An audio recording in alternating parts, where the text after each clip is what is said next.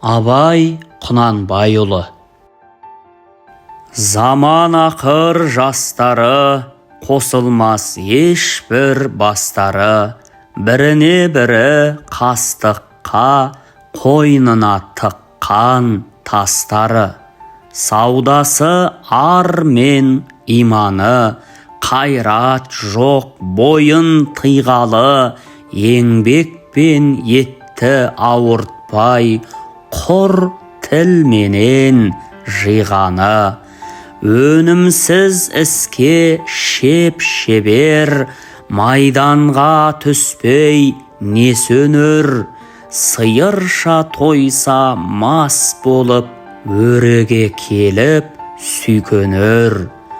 Күлмеңдеп келер көздері, қалжыңбас келер өздері. Кекектеп секек етем деп, шошқа туар сөздері.